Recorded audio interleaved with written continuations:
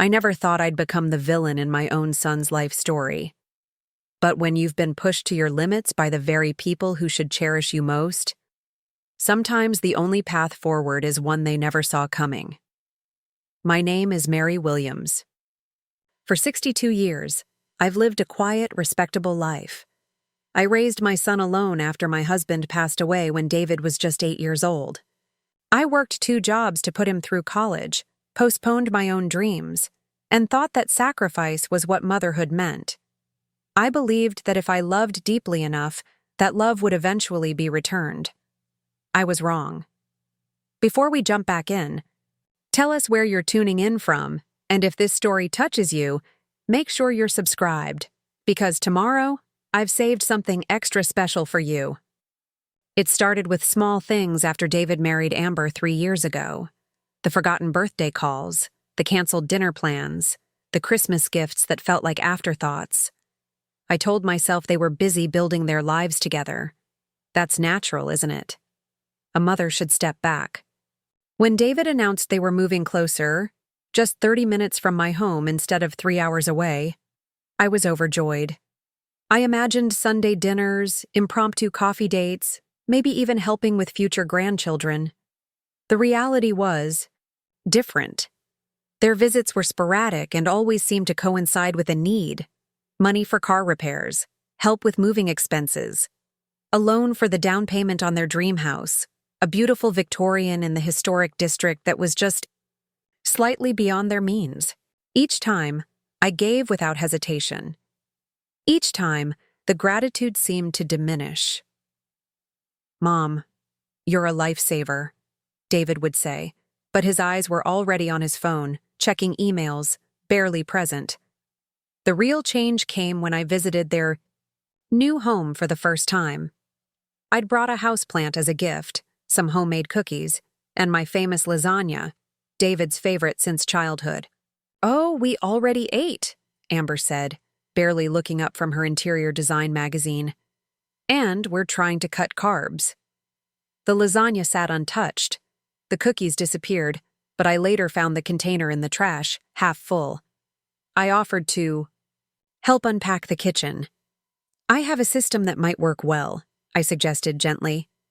Amber's smile didn't reach her eyes. "No offense, Mary, but your methods are a bit outdated. We're doing a minimalist thing here." I nodded and stepped back, watching as she arranged and rearranged items with military precision. Everything in its place. No room for the messy warmth of family life I'd always embraced. That night, I overheard them talking in the kitchen while I pretended to sleep on their uncomfortable guest futon. "How long is she staying again?" Amber's voice was tight with irritation. "Just 2 more days," David sighed. "She drove 5 hours to help us, Amber." "Help? She's just getting in the way. And have you noticed? She smells like old people. That musty mothball scent. It's all over the guest sheets now." My heart constricted in my chest. Old people smell? I showered daily, used the lavender lotion my dermatologist recommended. I took pride in my appearance, kept my silver hair neatly styled, wore clothes that were classic rather than trendy. "Don't be cruel," David said, but his protest was weak, perfunctory. Not the fierce defense a son should offer. "She's been generous with us." "Her money doesn't make up for her being a burden," Amber snapped. "My mother would never impose like this." Ah, yes, Amber's mother. The flawless Elaine who lived in a luxury condo in Florida, who'd remarried a wealthy businessman, who sent designer gifts on birthdays and never cooked a meal that wasn't Instagram-worthy. The woman who, as far as I could tell, had never made a single sacrifice for her daughter. I lay there, silent tears sliding into my pillow, feeling every one of my 62 years pressing down on me like stones. The next morning, I announced I'd be leaving early. "I just remembered an appointment," I lied. David looked relieved. Amber barely glanced up from her phone. "Drive safe," she said, the words empty of concern. As I pulled out of their driveway, something in me shifted. The hurt crystallized into something harder, colder. I'd spent my life being kind, accommodating, generous to a fault. And in return, I was an imposition, a bad smell, a burden. The 5-hour drive home gave me time to think, to remember, to plan. What David and Amber didn't know, what I had never felt the need to reveal, was that before I was a mother, before I was a widow, I had been a financial advisor. Not just any advisor, but one specializing in investment properties and mortgage securities.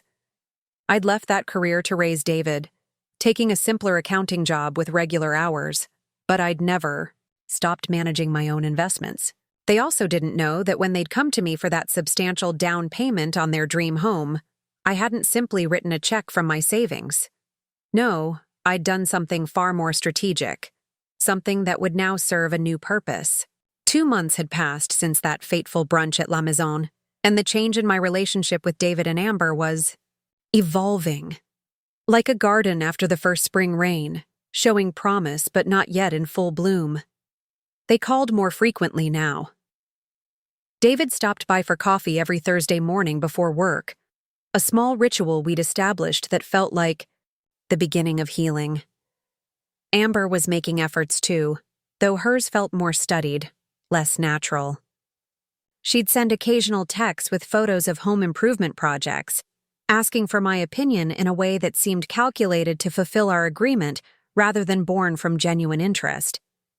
Still, it was progress. Today was different, though. When my doorbell rang at precisely 6 o'clock, I knew something was up. David never visited on Tuesdays, and the few times Amber came along was only for pre-scheduled dinners or events. I smoothed my cardigan, checked my reflection quickly in the hallway mirror, and opened the door. There they stood, both wearing expressions so carefully neutral that alarm bells immediately rang in my mind. David held a bouquet of lilies, my favorite, though I couldn't remember the last time he'd remembered that detail, and Amber clutched a gift bag from an upscale boutique. "Surprise visit," David said with a smile that didn't quite reach his eyes. "Can we come in?" I stepped aside, curiosity mingling with caution. Of course, I was just about to make some tea. "Perfect timing, then," Amber chirped, her voice pitched slightly higher than normal. She handed me the bag as she passed. "Just a little something we saw and thought of you." In my kitchen, as I arranged the lilies in a crystal vase that had been a wedding gift from my late husband's parents, I watched them settle at my table with the careful movements of people entering territory they're not entirely comfortable in. I unwrapped the gift, a beautiful cashmere scarf in a shade of blue that admittedly would complement my eyes perfectly. Preparing and narrating this story took us a lot of time, so if you are enjoying it, subscribe to our channel. It means a lot to us. Now back to the story. "It's lovely," I said sincerely, draping it around my neck. "Thank you both." "It's from that new boutique on Maple Street," Amber explained, her fingers nervously adjusting her wedding ring. "The owner helped me pick the color." I nodded, pouring hot water into the teapot, buying myself time to assess what was happening. Random gifts, unexpected visits, nervous energy radiating from both of them. They wanted something. The realization didn't anger me as it once might have. Instead, I felt a strange sort of calm. This was business, and business was something I understood far better than they realized. "So," I said, placing the teapot and cups on the table between us, "what brings you by on a Tuesday evening?" David exchanged a quick glance with Amber. "Can't we just visit my mother? Do we need a reason?" "Of course not," I replied evenly, "but we both know you have one." A small silence stretched between us, broken only by the gentle ticking of the grandfather clock in my living room, a family heirloom that had survived 3 generations of Williams before finding its way to me. David sighed, shoulders slumping slightly. "We wanted to talk to you about the house." There it was. I poured the tea methodically, giving each cup the same amount, adding a single spoon of honey to mine as I'd done for decades. "What about It? I asked, though I already had my suspicions. We've been thinking about renovations, Amber said, accepting her cup with a nod of thanks. The kitchen is functional but outdated, and the primary bathroom really needs to be gutted. The tile is very early 2000s. I took a sip of my tea, enjoying its warmth. Renovations can be expensive. That's actually why we're here. David leaned forward slightly. We've gotten some quotes, and to do it properly would cost around $60,000. We're wondering if I would increase your mortgage to cover the renovations. I finished for him. His face registered surprise, then sheepish acknowledgement. Well, yes. The interest rates with banks right now are ridiculous, and since you're already our lender, it makes financial sense, Amber added quickly. The improvements would increase the property value, so it's really an investment. I studied them both over the rim of my teacup. They'd been respectful for exactly 2 months, the minimum time specified in our agreement before any financial requests could be made. Not a day more. My lawyer's precision in drafting that clause had proven prescient. I see, I said finally. And how are you planning to afford the increased monthly payments? David waved this concern away. My division at work is doing really well. We're expecting substantial bonuses this quarter, and Amber just got that promotion. Amber nodded eagerly. Senior design consultant. Comes with a company car allowance too, which frees up some of our monthly expenses. I set my cup down gently. Congratulations on the promotion, Amber. That's wonderful news. Thank you, she said, seeming momentarily thrown by my genuine response. As for the renovation loan, I continued, I'll need to see your current financial statements, the detailed renovation plans and quotes, and a projection of how this will affect your monthly budget. Once I have those, I can make an informed decision. Their faces fell slightly.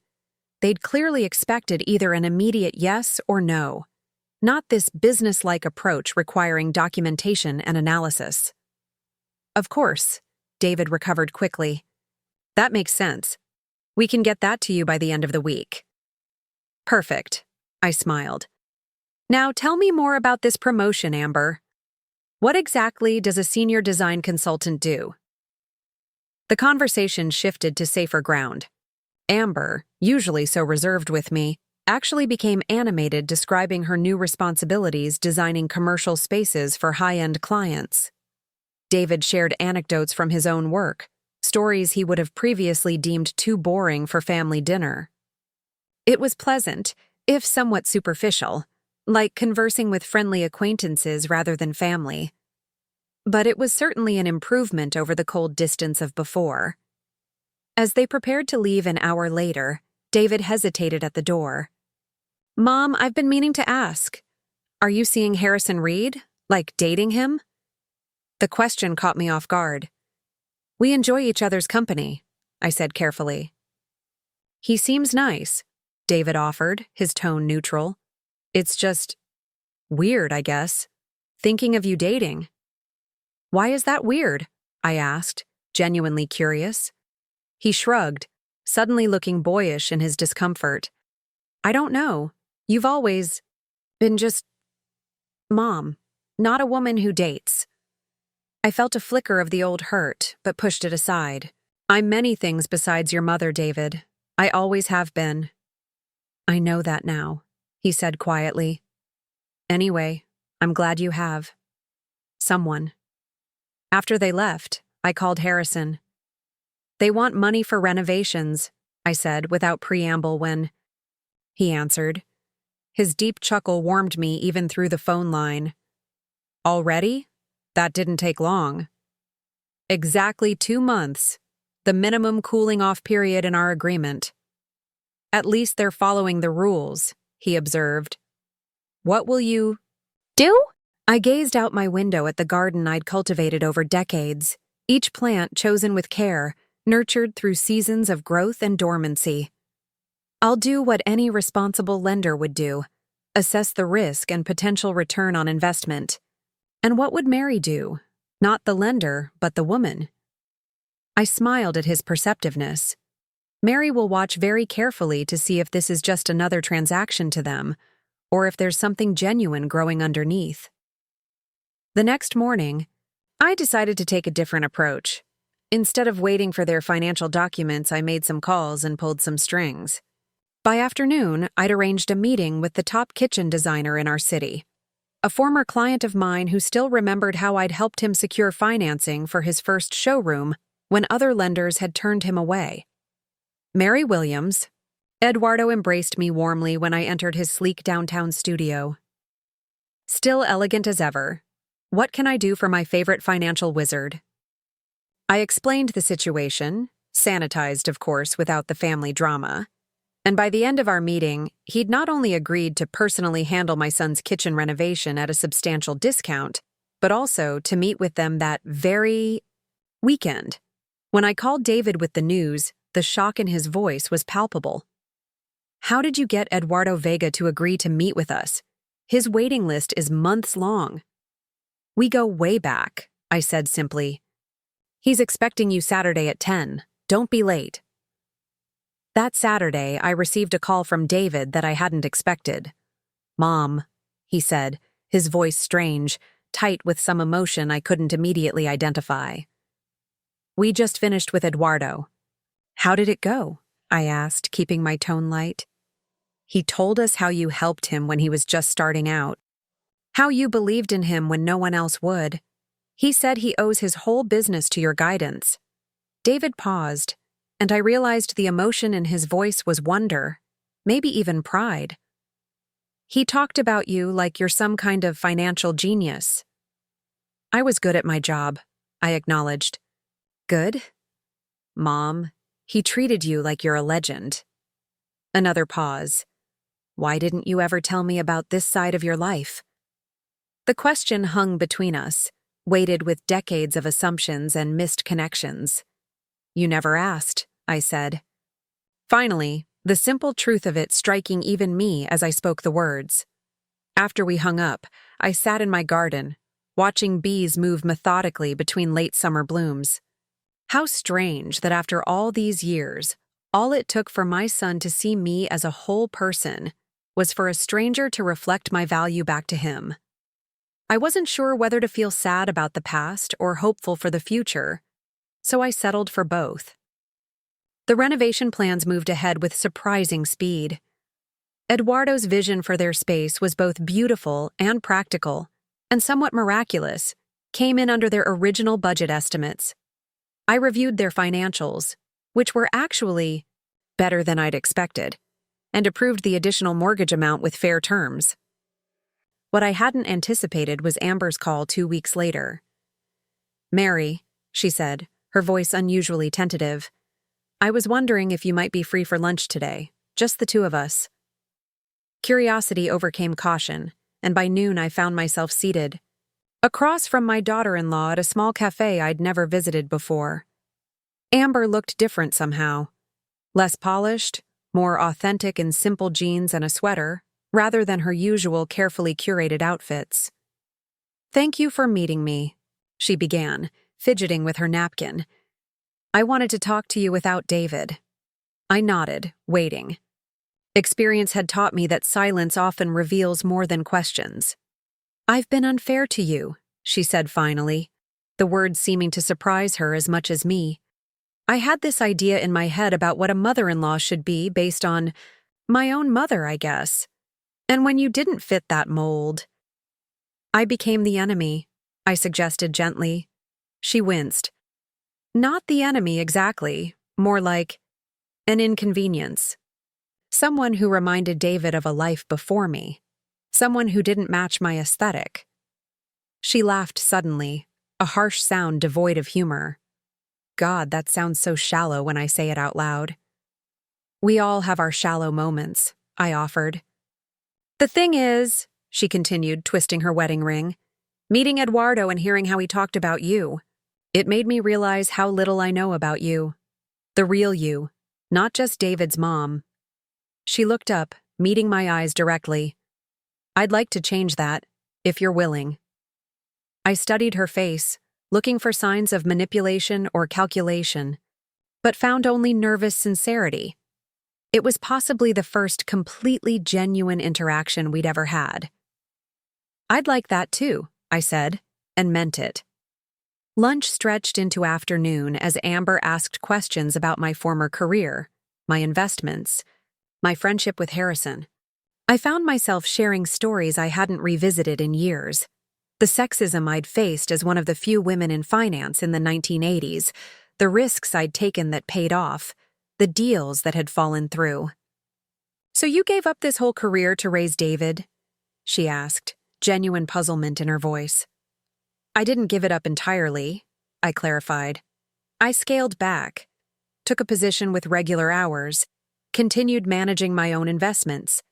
But yes, being a mother became my primary focus."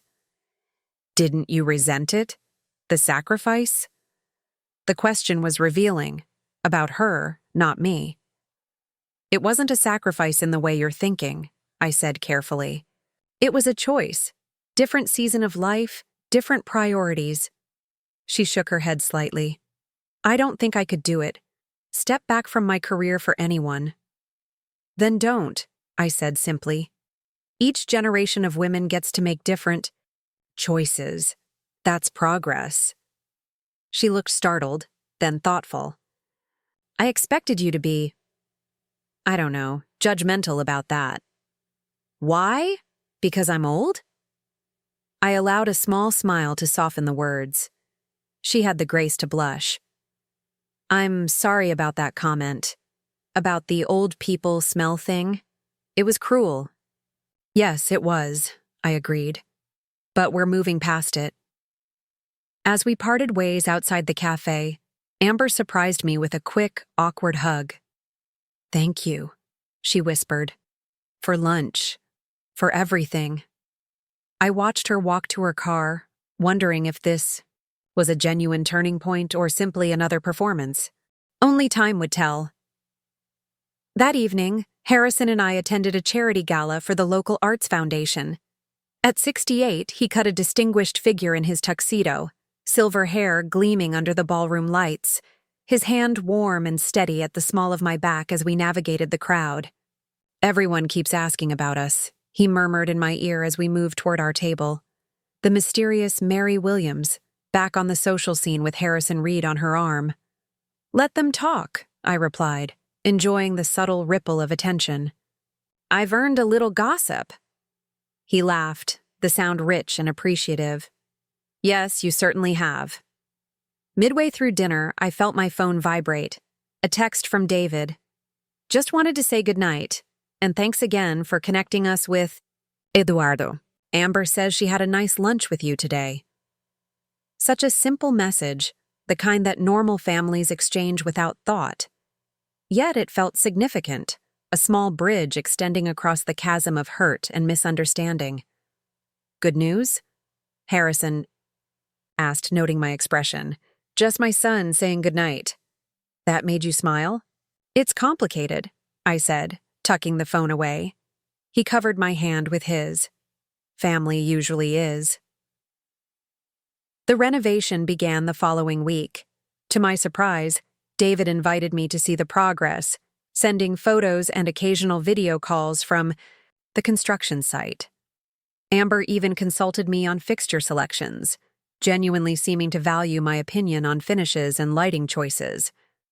One evening, as Harrison and I were enjoying a quiet dinner at his home, he asked the question I'd been avoiding even with myself. "Do you think they've changed, or are they just playing by your rules to keep the favorable mortgage terms?" I sighed, setting down my fork. "Honestly, probably both. They need the financial arrangement, so they're making an effort. But in making the effort, something real might be happening too." "And you're okay with that ambiguity?" I considered his question carefully. "I'm learning to be. The truth is, I used financial leverage to enforce respect. That's inherently transactional. But if the transaction creates space for genuine connection to grow..." I shrugged. Maybe that's enough. What if they never truly value you for yourself? What if it's always conditional? His concern touched me, protective in a way I wasn't accustomed to after years of being the protector. "Then I have you," I said simply. "And my friends. And my interests and myself. David and Amber are important to me, but they're not my whole world anymore. That's the real victory here." He leaned across the table and kissed me, a gesture so natural it felt like we'd been doing it for decades instead of months. The next phase of change came from an unexpected direction. One Sunday morning, I received a call from an unfamiliar number. "Mrs. Williams, this is Elaine Chambers, Amber's mother." I nearly dropped the phone in surprise. The perfect Elaine calling me directly? "Yes, hello," I managed. "Is everything all right?"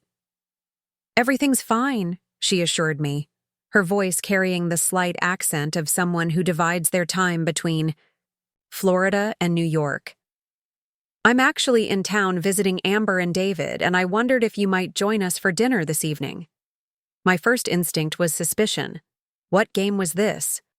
"That's very kind of you," I said cautiously. "Did Amber suggest this?" Elaine laughed, a practiced society sound.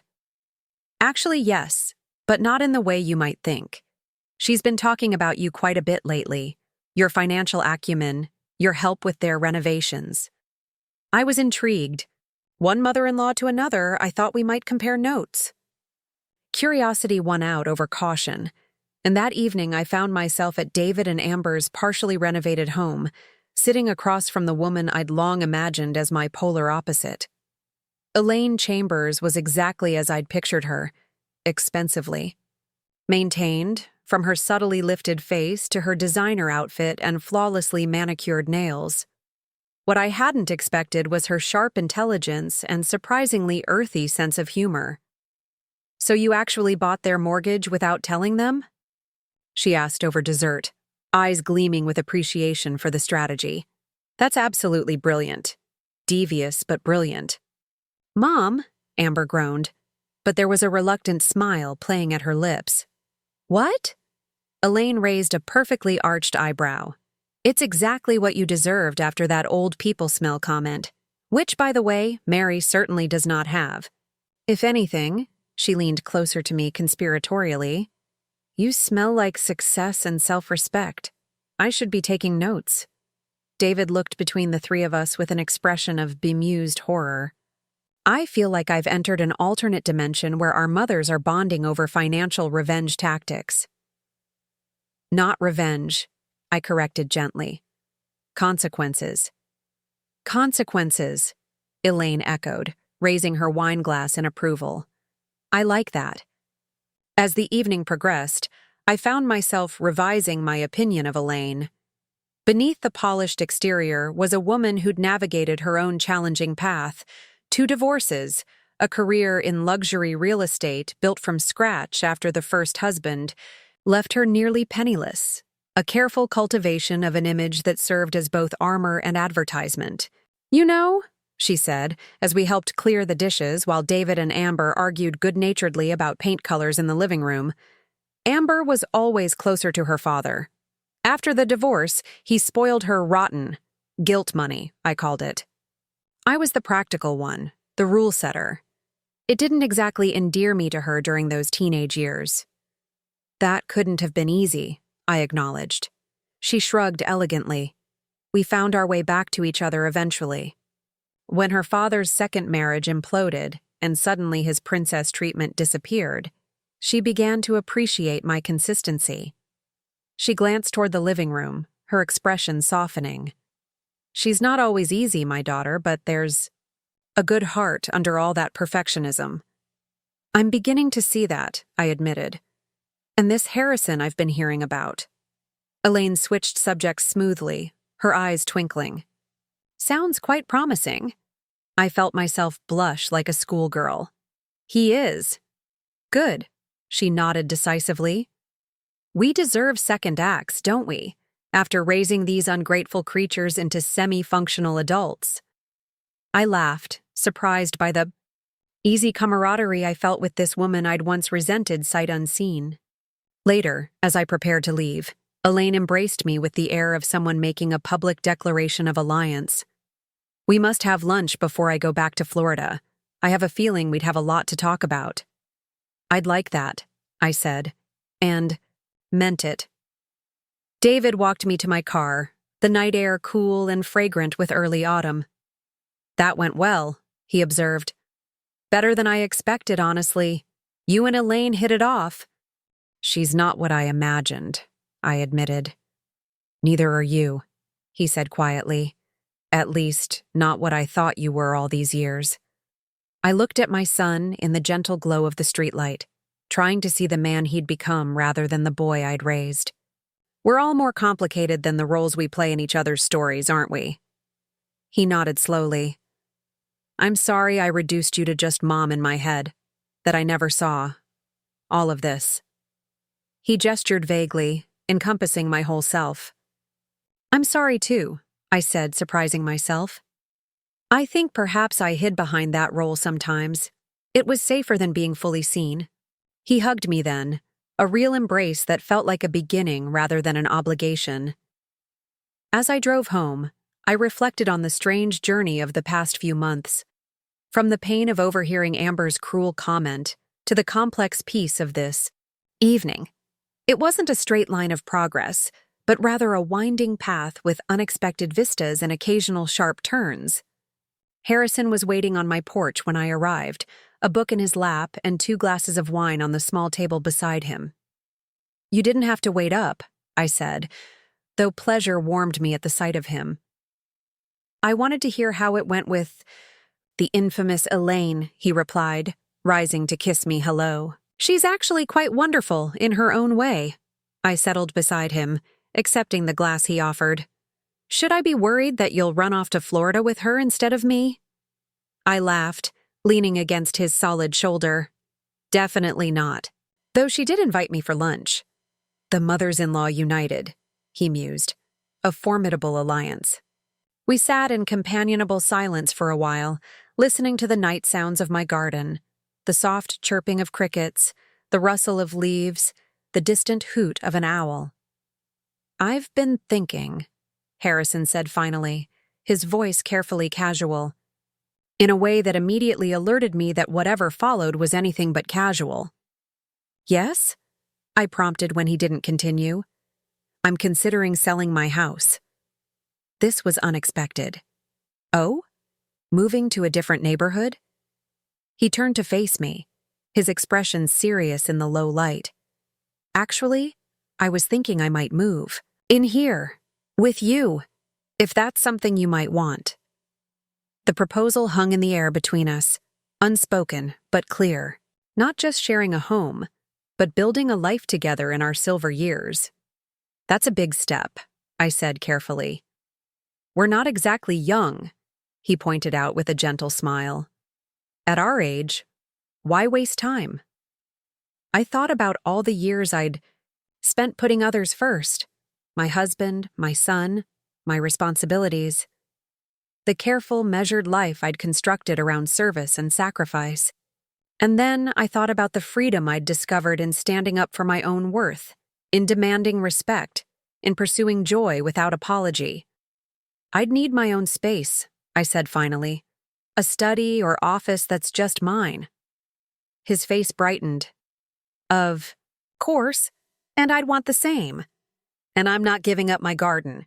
I would never ask you to. In fact, I'd love to help with it." He took my hand, his fingers warm and steady against mine. "I'm not proposing we erase our individual lives, Mary. Just that we weave them together while we still have time." There it was. The gentle acknowledgement of our mortality, not as a threat, but as a motivation to embrace what remained with intention and joy. "Then yes," I said, squeezing his hand. "I'd like that very much." His kiss tasted of wine and promise, of comfortable evenings and morning coffee, of a future neither of us had expected but both now embraced eagerly. The following weekend, David and Amber invited us both to dinner to celebrate the completed kitchen renovation. As we gathered around their new quartz island, admiring Eduardo's skillful transformation of the space, I found myself observing our small group with a sense of wonder. Harrison, animated as he discussed sustainable building, practices with David. Amber, showing Elaine and me the custom storage solutions with genuine excitement. All of us, flawed and complex individuals finding our way toward something that felt remarkably like family. Was it perfect? No. There were still moments of tension, instances where old patterns threatened to reassert themselves. Amber occasionally slipped into dismissiveness when stressed. David sometimes forgot to call for weeks at a time. I wasn't above using my financial leverage when needed. But underneath the imperfection was something real and growing, something worth nurturing. Later that night, as Harrison and I made plans for combining our households, I realized that what had begun as a calculated move to command respect had blossomed into something far more valuable, a reclaimed sense of my own worth that extended beyond roles and relationships. I didn't need to be defined by being David's mother or Amber's mother-in-law or even Harrison's partner. I was Mary Williams, investor, advisor, gardener, woman of a certain age who smelled like lavender and courage, complete in myself, choosing connections rather than desperately seeking them. And that, perhaps, was the greatest return on investment of all.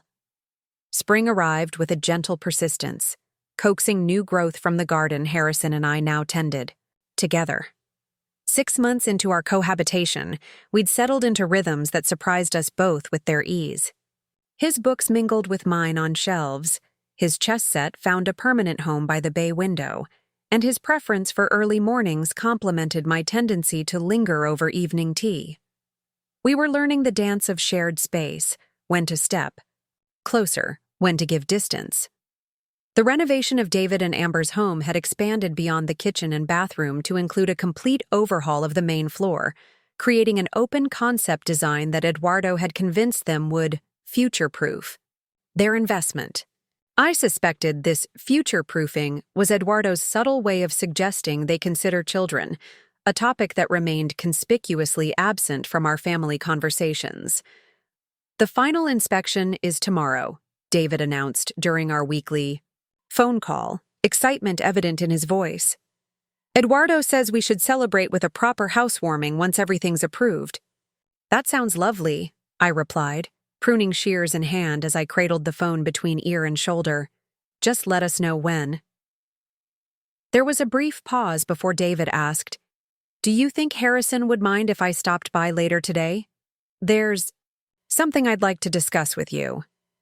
I set down the shears, giving him my full attention. "Of course not. He's meeting with his investment club until dinner. Is everything all right?" "Everything's fine," he assured me quickly. "Just want your advice on something." When David arrived that afternoon, he seemed uncharacteristically nervous, pacing our living room with restless energy before finally settling on the edge of an armchair. "So," I prompted gently, setting a cup of coffee before him, "what's this mysterious topic that has you so wound up?" He stared into the coffee as if it might contain the words he was struggling to find. "I've been offered a job in Chicago." My heart did a peculiar little stutter step. "Chicago? That's quite a distance." "It's an incredible opportunity," he continued, words tumbling out now. "Regional director position, significant salary increase, stock options, the whole package. The kind of role I've been working toward for years." "That's wonderful," I said, meaning it despite the faint hollowness expanding in my chest. "You should be very proud." "The thing is," he looked up finally, meeting my eyes, "Amber doesn't want to go." Now we reached the real reason for his visit. "She's built her client base here," he continued, running a hand through his hair in frustration. "Says moving would mean starting over completely. We've been arguing about it for weeks." "And you've come to me because you're the most pragmatic person I know," he admitted. "And because, well, the mortgage. If we sell the house now, after putting all this money into renovations. I nodded slowly, seeing the complete picture. You're concerned about the financial implications of breaking the mortgage terms so soon after the renovation loan. Among other things, he sighed, it's complicated.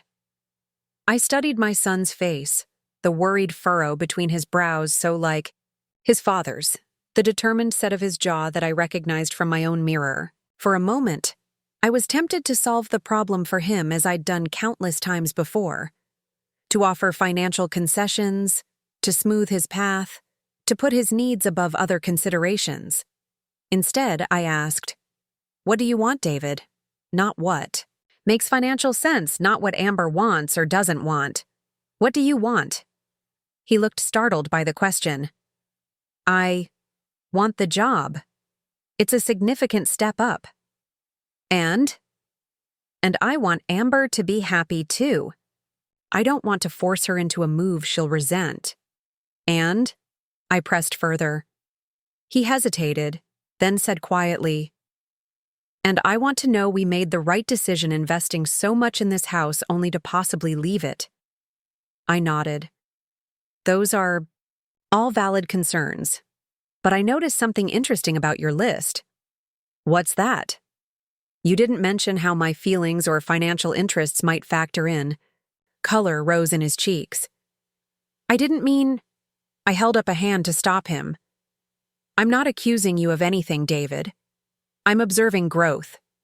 6 months ago, you might have led with how your decision would impact me or your financial obligations. To me, the fact that those considerations came later tells me you're thinking more independently now. His expression shifted from embarrassment to contemplation. I guess I am. As for the mortgage, I continued, there are multiple options. We could explore if you decide to take the position. The house could be sold, yes, or it could be rented out to cover the payments until the housing market improves further. These are business decisions that can be addressed logically. What about Amber's reluctance? I considered my words carefully. That's a marriage question, not a business one. But speaking as someone who once scaled back her career for family priorities, I can tell you that such decisions need to be made freely to avoid lingering resentment. Did you resent it? He asked suddenly, giving up your finance career for me? The question caught me off guard with its directness, its echo of Amber's similar query months ago. I took a moment to find the honest answer. Sometimes, I admitted. In small moments, when I'd see former colleagues advancing to positions I might have held. When money was tight, and I'd remember the salary I'd walked away from. I reached for his hand across the coffee table. But it was still my choice, David. And you were worth it to me. The life we built together was worth it. He squeezed my hand, his eyes suspiciously bright. I never realized, never thought about what you might have become if not for me. I became exactly who I needed to be, I told him, the words feeling true as they left my lips. Every life has its unopened doors. The question isn't whether we regret not opening them, but whether we fully stepped through the ones we did choose. He nodded slowly. So, you think we should take the Chicago job? Even if it means Amber has to restart her career? I think you and Amber need to decide together what door you're choosing, with clear eyes about what lies on either side. Not just career implications, but lifestyle changes too. Chicago winters are nothing to take lightly, I added with a small smile. Would you... He hesitated. Would you talk to her? Not to convince her, just to maybe help her see the bigger picture like you just helped me. The request surprised me. You think she'd listen to me? You two have been getting along. Better lately. And she respects your business sense, even if she'd never admit it out loud. I considered the request. My relationship with Amber had indeed evolved into something cautiously cordial, occasionally even warm. But stepping into their marriage decision felt like treading on fragile ground. I'll speak with her if she wants to talk to me, I said finally. But I won't take sides or pressure her, This is ultimately between you two. He nodded, relief evident in his posture. That's fair. Thank you. After he left, I found myself standing before the living room windows, gazing out at the garden where spring bulbs pushed determinedly through the soil. Chicago was a 9-hour drive, or a 2-hour flight. Not insurmountable, but not the casual drop-by distance I'd grown accustomed to these past months. Just when our relationship was healing, geography might insert itself between us. Harrison found me still at the window when he returned home, his investment club folder tucked under one arm. "You look pensive," he observed, coming to stand beside me. "Everything all right?" I told him about David's job offer and Amber's resistance. "I'm trying not to have feelings about it either way," I concluded. "It's their decision." Harrison's arm slipped around my waist, steady and warm. "Having feelings doesn't mean you're interfering. It just means you're human." I leaned into his solid presence. "When did you get so wise?" "Around the same time my hair turned completely silver," he quipped, pressing a kiss to my temple. "For what it's worth, I think you handled it perfectly." Offering perspective without imposing your preferences. "I'm not even sure what my preferences are," I admitted. "Part of me would miss them terribly if they moved. Another part." I hesitated. "Another part?" he prompted gently. "Another part wonders if some physical distance might actually strengthen our new relationship, force us to be more intentional about staying connected, rather than falling back into old patterns just because we're in proximity." Harrison considered this. "That's an insightful observation. Sometimes loving from a slight distance creates space for both parties to grow. Or it could create space for us to drift apart again," I sighed, just when things were improving. "Do you trust the foundation you've been building these past months?" The question gave me pause. Did I? The changes in David and Amber's behavior had begun as a financial transaction, respect in exchange for favorable mortgage terms. But over time, something more authentic seemed to be taking root. Small moments of genuine connection. Conversations that went deeper than surface pleasantries. A tentative mutual respect. "I think I do," I said finally. "At least enough to withstand some geographic separation, if that's what they choose." Harrison nodded. "Then trust that foundation, whatever they decide." 2 days later, to my surprise, Amber called and asked if we could meet for coffee. I found her waiting at our now usual cafe, a thick folder on the table before her. "Research," she explained when I glanced at it curiously. "On the Chicago design market, housing costs, winter clothing requirements." A small smile played at her lips. "I'm nothing if not thorough." "So you're considering the move," I said, settling across from her. "Considering," she emphasized, stirring her latte absently. "David said you two talked." "He asked for my perspective," I confirmed carefully. "But this is ultimately a decision for you both." She nodded, then looked up at me directly. "What would you do, if you were me?" I took a moment to consider. Her question seriously. "That depends on so many factors I can't possibly know. Your career ambitions, your priorities as a couple, your tolerance for change." "I've worked hard to build my client base here," she said, frustration edging her voice. "Moving means starting over completely in a much more competitive market." "That's true," I acknowledged, "though I imagine your current portfolio would travel with you as evidence of your capabilities." "It would," she admitted, "and Chicago has opportunities that don't exist here. Higher-end clients, bigger budgets, more creative freedom potentially, so there are professional advantages alongside the challenges." She sighed, running a finger along the edge of her folder. "It's not just the career aspect. It's..." She hesitated. "It's leaving our house." After all the work we've put into making it exactly what we wanted, it feels like we're abandoning it before we've even had a chance to enjoy it. I heard the emotion beneath her practical concerns: attachment, perhaps a sense of wasted effort or loss.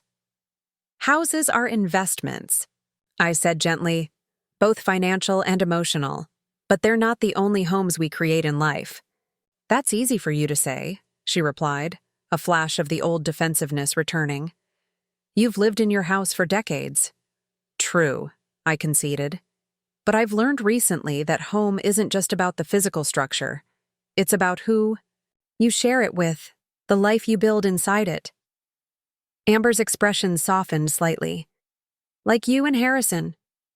I nodded. Neither of us expected to be sharing a home at this stage of life. But here we are, blending our lives together, finding home in new ways. She was quiet for a moment, contemplating. David really wants this job. I can see how excited he gets, talking about it, even while he's trying to be considerate of my feelings. And what do you want, Amber? Beyond the practical career considerations. The question seemed to catch her off guard. What do I want? Yes. In your heart. Not just your carefully researched folder. She stared out the window, watching people pass by on the sidewalk outside. I want to feel like I'm moving toward something, not just being uprooted because of my husband's career. I want adventure without sacrificing security. I want. She paused, seeming surprised by her own thoughts. I want to know that whatever we decide, we can always rebuild if we need to. There it was, the vulnerability beneath Amber's carefully constructed exterior, her need for both forward momentum and safe harbor. Those are all reasonable wants, I said. The question is whether Chicago represents a step toward them or away from them. She met my eyes again. What about the mortgage? David's worried about the financial implications if we sell so soon. The mortgage can be handled in multiple ways, I assured her. It doesn't need to be the deciding factor. Amber nodded.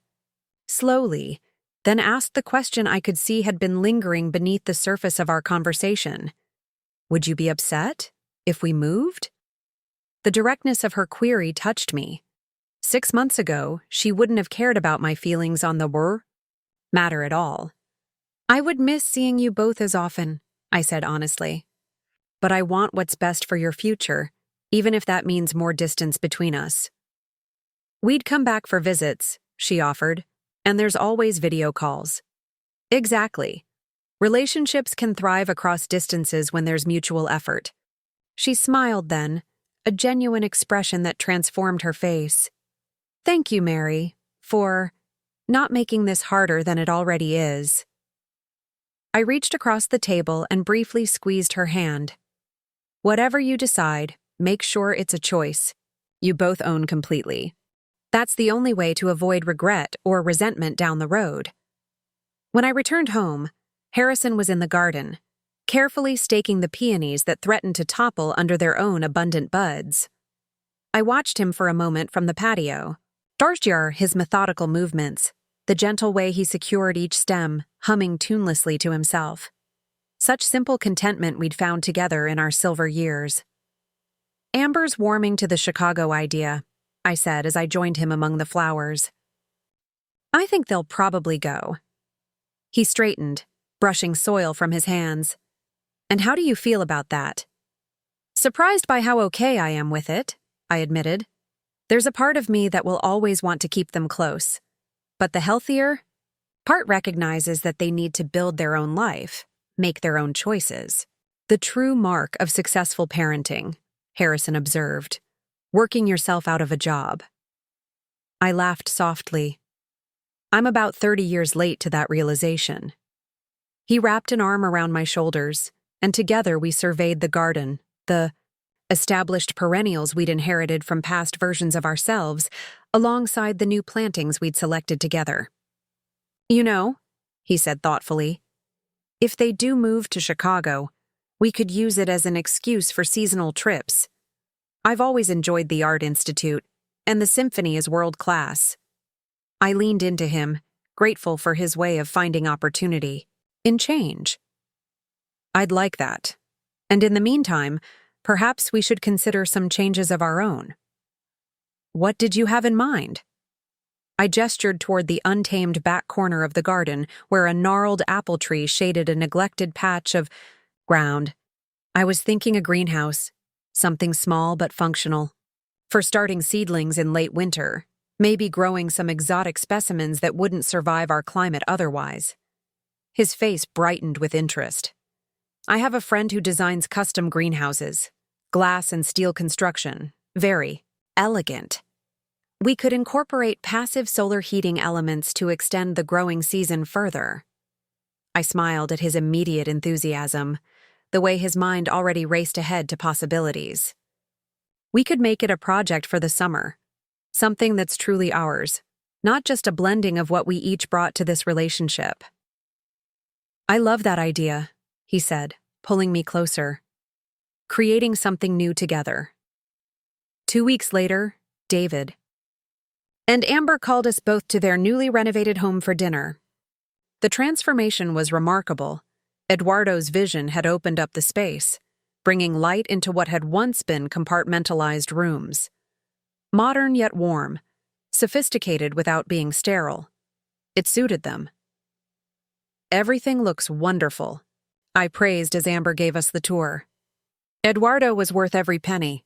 He was, she agreed, running a hand along the new quartz countertop with obvious satisfaction.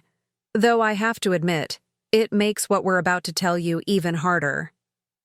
Harrison and I exchanged glances but said nothing as they led us to the dining table, set elegantly with their wedding china, a gift from me that I'd rarely seen them use. Once we were settled with wine poured, David cleared his throat. We've made a decision about Chicago. I nodded encouragingly, keeping my expression neutral. We're going, Amber announced, her hand finding David's on the table. We've been negotiating terms this past week. They're giving David the position with a substantial relocation package, and they've agreed to delay his start date by 2 months to give us time to properly transition. And, David added, they're connecting. Amber, with their corporate design team, it's not a guaranteed position, but it's a foot in the door with a prestigious firm. That's wonderful news, I said warmly, raising my glass, to new beginnings. They both looked relieved at my response, tension visibly easing from their shoulders. We've been talking about what to do with the house, Amber continued, glancing around at their newly perfected space with a touch of wistfulness. We hate to sell after putting so much into the renovations, especially in the current market. We were thinking of renting it, David explained, at least for the first year or two, to see how things go in Chicago. If we decide to put down permanent roots there, we could sell when the market improves. I nodded thoughtfully. That's a sensible approach. Rental income would cover the mortgage payments and possibly provide a small positive cash flow, given the desirability of the neighborhood. The thing is, David hesitated, exchanging a glance with Amber, we'd need someone local to manage the property, handle tenant issues, oversee maintenance, that sort of thing. Ah, now we reached the heart of the matter. We were hoping, Amber said carefully, that you might consider taking on that role. We'd compensate you, of course, she added quickly. Set up a formal arrangement with proper management fees. The request surprised me, not just the practical aspects, but the trust it implied. You'd be comfortable with me managing your home? Who better? David shrugged. You literally own the mortgage. You understand property management from your financial background, and you'd have our best interests at heart. Besides, Amber added with a small smile, who else would be as meticulous about maintaining the value of the investment? I glanced at Harrison, who gave me a subtle nod of encouragement. I'd need to think about it, I said finally. Review. What would be involved? Consider whether I have the time to commit properly, but I'm certainly open to the possibility. Relief washed over their faces. That's all we're asking, David assured me. Just that you consider it. As dinner progressed, conversation turned to the practicalities of their move, the neighborhoods.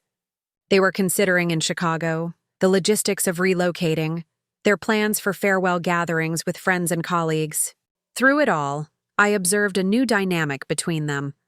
A partnership of equals making decisions together, supporting each other's concerns and ambitions. They had grown, both individually and as a couple. Later, as we prepared to leave, Amber pulled me aside while David showed Harrison the new smart home features they'd incorporated into the renovation. "I wanted to thank you," she said quietly, "for our talk the other day, for giving me perspective without pressure." "You made your own decision," I reminded her. "Yes, but having your blessing, I guess, made it easier." She fidgeted. With her wedding ring, a habit I'd noticed emerged when she was working through difficult emotions. "I never expected to say this, but I'm going to miss you when we move." The admission clearly cost her something in pride. "I'll miss you too," I replied, meaning it. "But Chicago isn't the moon. We'll visit, you'll come back for holidays. We'll make it work." She nodded, then impulsively moved forward to hug me. Not the stiff, obligatory embrace of the past, but something warmer, more genuine. "Thank you for not giving up on us," she whispered, "even when we probably deserved it."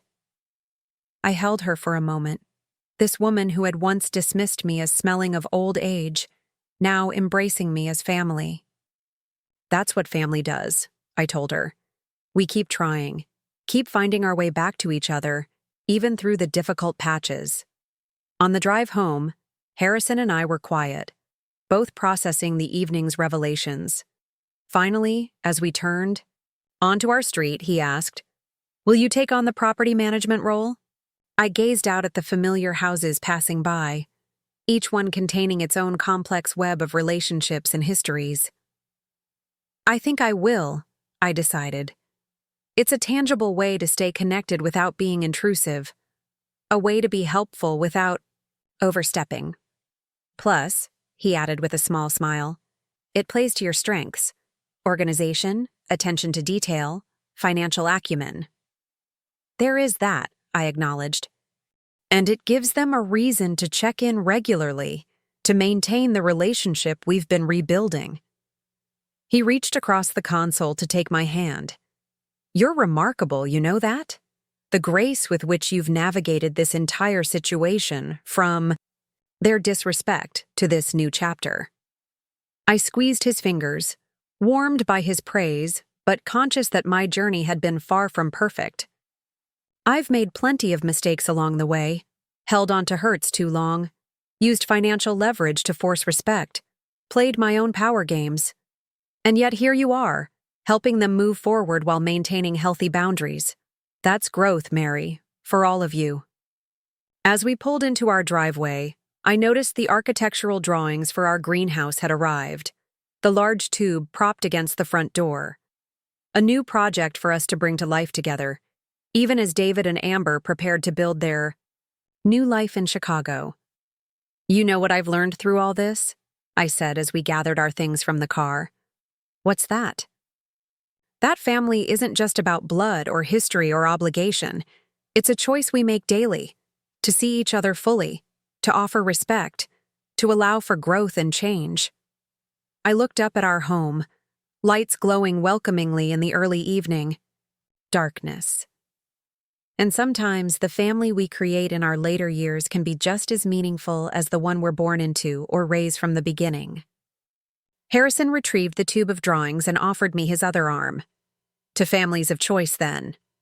I slipped my hand through his elbow, leaning slightly into his steady strength as we walked together toward our shared doorway. "And to new beginnings at every age."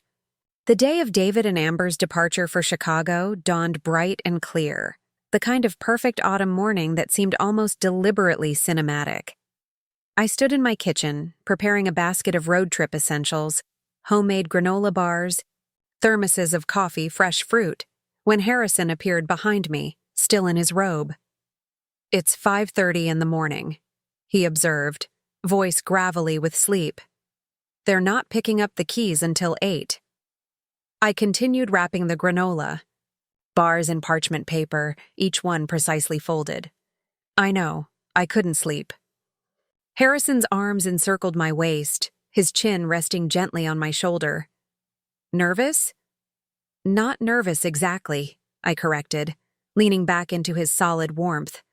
Just aware that today marks a transition. For all of us. The past 2 months had been a whirlwind of preparations. David and Amber had secured a lovely apartment in Chicago's Lincoln Park neighborhood, furnished, thankfully, so they could take their time deciding what to bring from their home here and what to store. We had interviewed and selected tenants for their house, a young professional couple with immaculate credit and references, expecting their first child. I had drafted a comprehensive property management agreement that satisfied both my need for clarity and their need for control. Every practical detail had been addressed with methodical precision. The emotional landscape, however, remained more complex. "They're only moving 9 hours away," Harrison reminded me gently, "not disappearing to another dimension." I smiled, turning in his arms to face him. "I know, and honestly, I'm excited. For them. This is exactly the kind of opportunity David has been working toward. I hesitated, searching for the right words. You just hoped that once you'd rebuilt your relationship, you'd have more time to enjoy it before geography complicated things," he finished for me. I nodded, grateful as always for his intuitive understanding. "Exactly, but we'll make it work." "Of course we will," he agreed, pressing a kiss to my forehead before moving to start the coffee maker. "And in the meantime, we have our own project to focus on."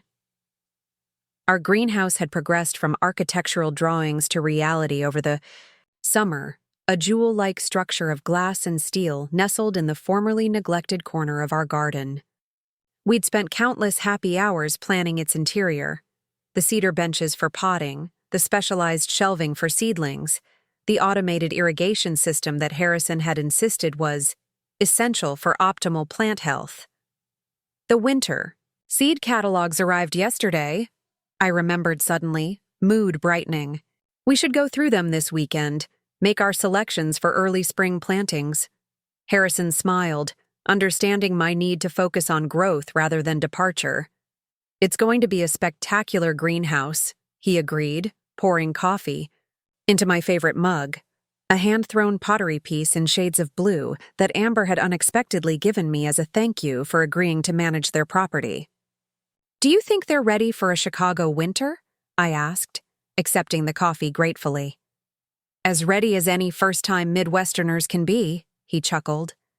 "They've got the thermal underwear, the waterproof boots, the parkas rated for Arctic exploration. The actual experience might still be a shock to their systems."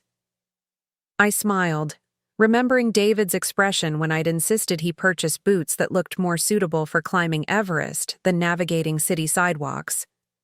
"They'll adapt. They're both nothing if not determined." At precisely 8 o'clock, David's car pulled into our driveway. The back seat and trunk were packed to capacity, with barely space for their suitcases among the boxes of essential items they'd decided couldn't wait for the moving company. Amber emerged first, wrapped in a light jacket against the morning chill. Her face was a study in controlled emotions, excitement and apprehension battling just beneath the surface of her usual poise. "Final stop on the goodbye tour," she announced with forced brightness, coming to hug me. "We've already endured my mother's dramatic farewell, complete with dire predictions about Chicago crime rates and warnings about frostbite." I laughed, returning her embrace. "I promise to be less dramatic, though I do hope you packed those thermal socks I sent." 4 pairs, she confirmed, rolling her eyes but smiling. "David insists they'll be life-changing come January." David joined us, accepting Harrison's handshake and shoulder clap with a nod. "All set for the road trip? Navigation programmed?" Harrison asked, ever practical. "Got it covered," David Confirmed. We're stopping overnight in Indianapolis. Should reach Chicago around noon tomorrow if traffic cooperates. I handed over my carefully prepared basket. Just some provisions for the drive. Nothing fancy. David peered inside, his expression softening. You made your granola bars. I haven't had these since college. The cinnamon ones were always your favorite, I said, oddly touched that he remembered.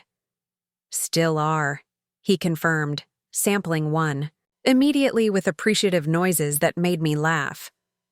We moved inside, going through the final checklist of property management details. I'd prepared a binder with all the essential information: tenant contact information, service providers for various home maintenance needs, insurance documentation, quarterly inspection schedules. This is incredibly thorough, Amber commented, flipping through the meticulously organized sections. I feel like we're leaving the house in better hands than our own. Professional habit, I demurred. Better to have information and not need it than need it and not have it. Speaking of which, Harrison interjected, presenting them with a folder of his own. I've researched the best walking routes from your new apartment to various essential destinations: grocery stores, pharmacies, public transportation hubs. Each map includes estimated times in both fair weather and winter conditions. David and Amber exchanged amused glances. You two really are perfect for each other, David observed, planning and preparing right down to the minute. Life goes more smoothly with proper organization, Harrison and I replied in near-perfect unison, then laughed at ourselves. The morning passed quickly with last-minute advice, casual conversation, and increasingly frequent glances at watches and phones. Finally, David stood, jingling his car keys. We should really get on the road if we want to beat the worst of the interstate traffic. The moment had arrived. We walked them to their car, where Harrison made a show of inspecting their tire pressure and fluid levels one last time while I straightened David's collar in a gesture so maternal it made us both smile self-consciously. Call when you get to Indianapolis, I instructed, fighting to keep my voice steady. And again when you reach Chicago, and when you've gotten settled in the apartment. And Mom, David interrupted gently, capturing my fidgeting hands in his. We'll call, I promise, every step of the way. I nodded, swallowing the unexpected lump in my throat. I'm proud of you, I said finally. Taking this leap, pursuing this opportunity. Your father would be proud too. His eyes widened slightly at the mention of his father, something I rarely did even all these years later. Thanks, Mom. That means a lot. And then came the hugs, proper ones, not the perfunctory embraces of the past. Amber held on a beat longer than necessary, whispering, "Thank you for everything," in my ear before releasing me. David's hug was firm, solid, the embrace of a man rather than the dutiful peck of an impatient son. As they pulled away, waving, through open windows, I felt Harrison's arms settle around my shoulders. They'll be fine, he assured me, and so will we. I leaned into his steadiness, watching until their car disappeared around the corner. I know, I agreed, surprised to find I genuinely meant it. This is exactly as it should be. We spent the remainder of the morning in the greenhouse, repotting orchids and discussing plans for winter herbs. There was a tranquility in working together, our movements synchronized from months of shared tasks, conversation flowing easily between concentrated silences. You know, Harrison observed as he carefully measured orchid potting medium, it's been exactly a year since you overheard Amber's comment about you smelling like old people. I looked up in surprise, soil trowel paused mid-scoop. Has it really been a whole year? He nodded. I marked it on my calendar when you first told me the story. Thought it might be significant someday. I considered this milestone, marveling at how much had changed in 12 months.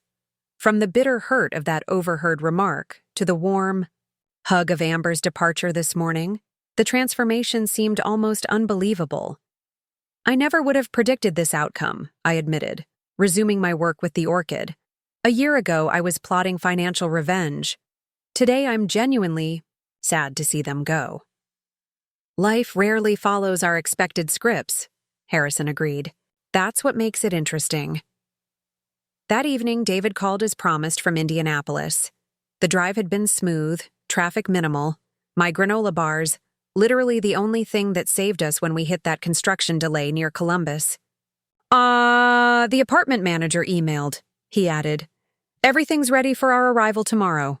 Keys will be waiting at the front desk.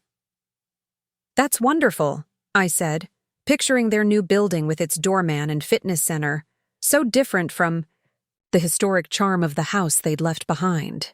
Have you eaten a proper dinner? There's a good Italian place near your hotel if you haven't. David chuckled.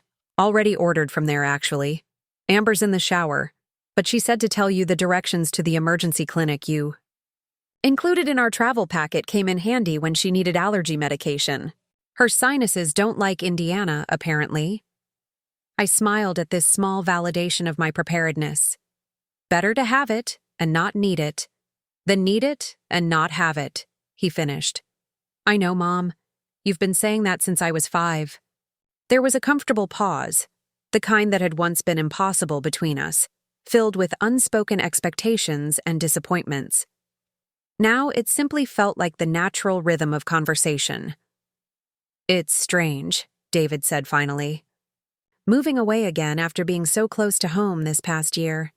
I got used to our Thursday morning coffees. Who's going to tell me I need a haircut now? I laughed softly. We'll schedule virtual coffee dates, and I'm sure Amber will handle haircut notifications just fine.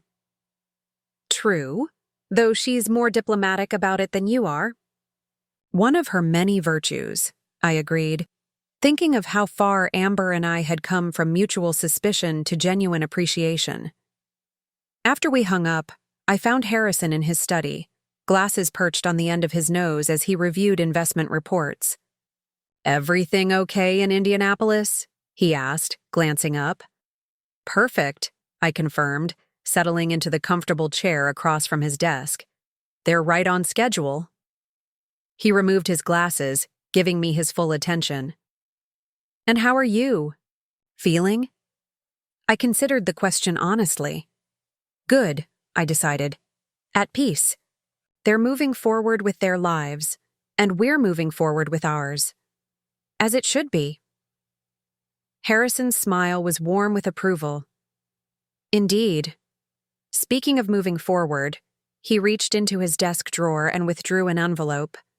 I've been meaning to discuss something with you. My curiosity piqued, I accepted the envelope. Inside was a glossy brochure for a Mediterranean cruise, departing from Barcelona in the spring, stopping at ports in Italy, Greece, and Turkey. Harrison, I breathed, scanning the itinerary with growing excitement. This looks incredible. 15 days, he confirmed. I thought we might celebrate our 1-year anniversary of living together with a proper adventure. I flipped through the brochure, entranced by images of ancient ruins and azure waters. But the greenhouse, the spring plantings, can wait, he finished firmly. Or we can set up the automated systems before we go. Plants are surprisingly resilient, Mary. Unlike opportunities for adventure, which need to be seized while we're able to fully enjoy them. I studied his face, this man who had so unexpectedly become central to my life's new chapter. You're right, I decided. Let's do it. Let's see the Mediterranean together. His smile was worth every moment of anxiety about leaving our precious plants and carefully ordered lives for over 2 weeks. I'll book it tomorrow, he promised. The next day brought news of David and Amber's safe arrival in Chicago, accompanied by photos of their apartment with its sweeping views of the city skyline. The closets are tiny, Amber lamented during our video call, but the location is unbeatable. We can walk to everything. The energy here is different, David added, camera panning to show the bustling street below their window. Faster pace, more happening. I start orientation on Monday. And I have meetings with the design firm on Tuesday, Amber chimed in, a note of nervous excitement in her voice. They seemed genuinely interested in my portfolio. Of course they are, I assured her. Your work is exceptional. Her smile at the compliment was unguarded, lacking the skepticism that once would have accompanied any praise from me. Thank you, Mary. That means a lot coming from you. After the call ended, I found myself wandering through our house, noticing the small ways Harrison's presence had transformed spaces I'd once thought permanently fixed in their function and appearance. His collection of carved wooden chess pieces now occupied a dedicated shelf in the living room. His preference for stronger coffee had resulted in a new espresso machine claiming counter space in the kitchen. His reading chair sat at a precise angle to catch the best afternoon light through the bay window. Our lives had interwoven so naturally, I hardly remembered the patterns they'd followed separately. Was it the same for David and Amber now, I wondered, as they arranged their belongings in a new space, creating fresh patterns together? The first month of their Chicago adventure passed in a flurry of updates. David's orientation was intense but exciting. Amber had made connections with key people at the design firm and was cautiously optimistic about prospects there. They were exploring neighborhoods, discovering favorite restaurants, navigating public transportation with increasing confidence. Our property management duties began in earnest when the tenants reported a minor plumbing issue in the guest bathroom. Harrison accompanied the plumber, oversaw the repair, and sent a detailed report complete with before and after photos. "You're enjoying this, aren't you?" I observed as he meticulously updated our maintenance log. "I find satisfaction in solving problems efficiently," he admitted, "and it gives me a legitimate excuse to check on the house regularly without seeming intrusive." I smiled at his characterization, so like my own approach. "We're quite the team."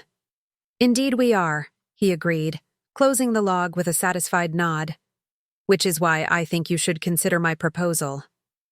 I raised an eyebrow, waiting for clarification. "The cruise," he explained. "I've been researching extensions. What would you think about adding a week in Tuscany after the Mediterranean portion?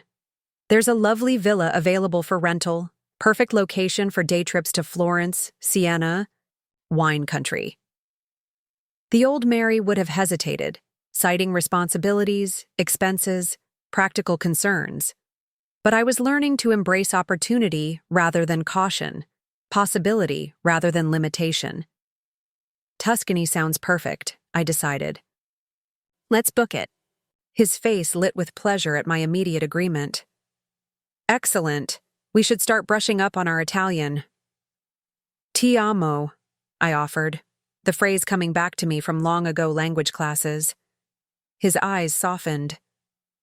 "I love you too, Mary Williams." It was the first time either of us had spoken those words aloud, though they had been present in countless actions and considerations over our months together. The simplicity of finally giving them voice felt right, not a dramatic declaration, but a quiet acknowledgement of established truth. "Well," I said, a bit flustered despite myself, "that's settled then. Mediterranean cruise followed by Tuscan. Villa. Quite the adventure." "The first of many," he promised, reaching for my hand across the table. As winter descended in earnest, we received increasingly dramatic reports from Chicago about the weather. "I didn't know cold could actually hurt," Amber complained during one video call, bundled in what appeared to be several layers of sweaters. "The wind comes off the lake like it has a personal vendetta." "But the architecture is incredible," David added, angling the camera to show their window view now transformed by snow. "And there's something magical about the city all lit up at night, with everything covered in white." They were adapting, finding joy in the challenge, growing both individually and as a couple. David's position was proving even more rewarding than anticipated, with senior leadership already taking notice of his contributions. Amber had secured her first independent project with the design firm, a boutique hotel lobby that played perfectly to her strengths. "We're thinking of coming," Home for Christmas, David mentioned casually near the end of the call, if that works for everyone's schedules. Home. The word caught my attention immediately. Not visiting or coming back to town, but coming home. Despite their excitement about Chicago, despite the opportunities and adventures of their new city, this place remained home in some essential way. That would be wonderful, I managed, keeping my voice steady despite the sudden upwelling of emotion. Harrison and I would love to have you both stay with us. The guest room is always ready. After we ended the call, Harrison found me in the kitchen, staring thoughtfully out the window at our greenhouse, now glowing softly with interior lighting against the early evening darkness. "Penny for your thoughts," he offered, coming to stand beside me. "They still think of this as home," I said quietly, "even with everything new and exciting in Chicago." He nodded understanding. "Of course they do. Home isn't just about geography. It's about connection, belonging, roots." "I spent so many years thinking I'd failed somehow," I admitted. "That if I'd been a better mother, a different kind of parent, David would have been more present, more grateful, more loving." "And now?" I turned to face him fully. "Now I realize we were both doing the best we could with what we understood at the time. He needed to establish his independence, his identity separate from mine. I needed to recognize my own worth beyond my role as his mother. We had to grow apart to find our way back to each other authentically." Harrison's smile was gentle with appreciation. "That's quite the insight." "Better late than never," I shrugged, but returned his smile. "Speaking of insights," he said, reaching into his pocket, "I've been carrying this around for weeks, waiting for the right moment." He withdrew a small velvet box, not the typical jewelry box one might expect, but something older, clearly, treasured for many years. "Harrison?" I questioned, curiosity mingling with a sudden flutter of anticipation. "This belonged to my grandmother," he explained, opening the box to reveal an exquisite Art Deco ring, platinum filigree surrounding a modest but perfect diamond. It's not the traditional engagement style, but then, we're not exactly a traditional couple. My breath caught as the implications became clear. "Are you asking if you'll marry me?" "Yes, I believe I am." His voice was steady, his gaze direct and warm. "We've built a wonderful life together this past year, Mary. I'd like to make it official, if you're amenable."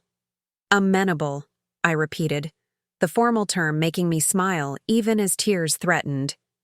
"Is that your romantic proposal?" He chuckled, taking my hand gently. "Would you prefer poetry, skywriting, a flash mob in the town square?" "No," I assured him, squeezing his fingers. "This is perfect.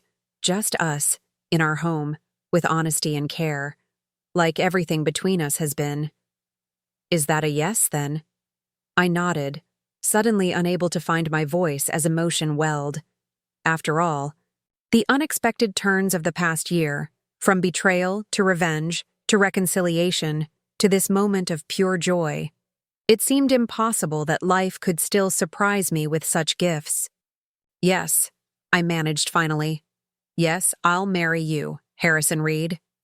The ring slid onto my finger as if it had been made for me, despite belonging to a woman I'd never met from another era entirely. Perhaps there was poetry in that. Connections, spanning generations, love finding its way through time to create new stories. "When shall we tell the children?" Harrison asked with a mischievous twinkle, referring to David and Amber in the playfully parental way he sometimes did. "Let's wait until Christmas," I decided, "when they're here in person. Some news is better delivered face to face." He nodded agreement, then pulled me close. "To think," he murmured against my hair, "all of this began because your daughter-in-law thought you smelled like old people." I laughed softly at the absurdity. Quite the catalyst for transformation. Indeed. Though for the record, he added, pressing a kiss to my temple, you've always smelled like lavender and wisdom to me. Lavender and wisdom, I repeated, settling comfortably in his embrace. I can live with that description.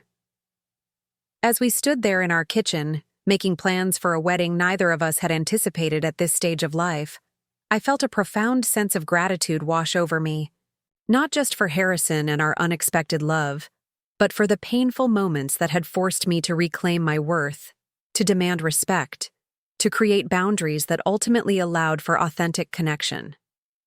Life rarely follows our expected scripts, as Harrison had observed in the greenhouse months ago. Sometimes the most hurtful moments lead to the most profound growth. Sometimes the endings we fear become the beginnings we need. And sometimes, just when we think our story has reached its final chapter, we discover it's only just beginning. Christmas Eve arrived with a gentle snowfall that transformed our neighborhood into something from a greeting card, pristine white, blanketing every surface, holiday lights glowing through the soft curtain of flakes. I stood at the front window, watching for the taxi that would bring David and Amber from the airport, unconsciously twisting the engagement ring on my finger. Harrison and I had decided to keep it hidden until the right moment, a small velvet box tucked away in my dresser drawer for now. Flight landed 20 minutes ago, Harrison reported, checking his phone. They should be here any minute.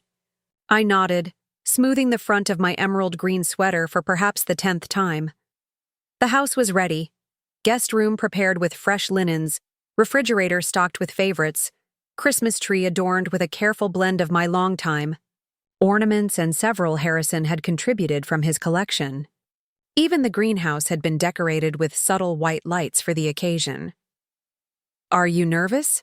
Harrison asked, coming to stand beside me at the window. Not nervous exactly, I replied, echoing our conversation from the morning of their departure months ago. Just aware that this visit feels significant somehow. He slipped an arm around my waist. They've been gone 3 months. That's long enough for perspective, but not so long that connections fade.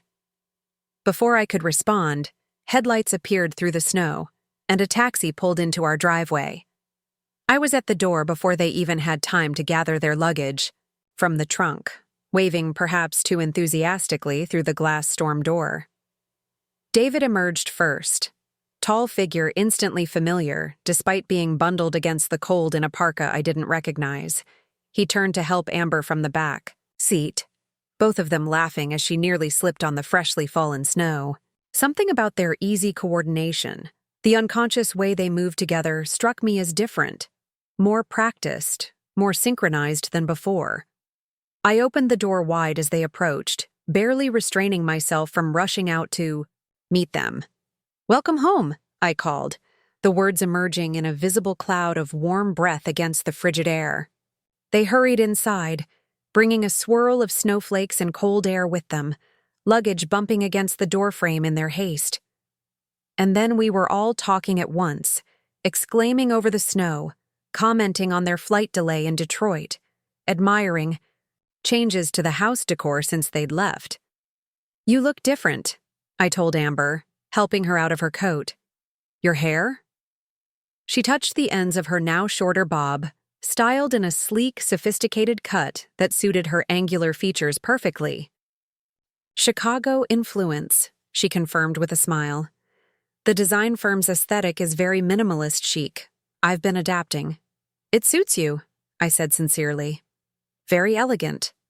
Her smile deepened at the compliment, genuine pleasure replacing the wary acceptance that once would have greeted my observations about her appearance. Harrison had engaged David in conversation about the Chicago transit system, both men gesturing animatedly as they compared it to other major cities they'd visited. I caught snippets about the L and express routes as I led Amber toward the kitchen where mulled cider was keeping warm on the stove. "The house smells amazing," she commented, inhaling deeply. "Cinnamon and pine?" "Fresh garlands on the mantel," I confirmed, ladling steaming cider into mugs. Harrison insisted, said artificial greenery was criminal when we live in an area with abundant evergreens. Amber accepted her mug gratefully, warming her hands around it. "He's good for you," she observed, eyes assessing me with newfound perception. "You seem lighter somehow, more relaxed."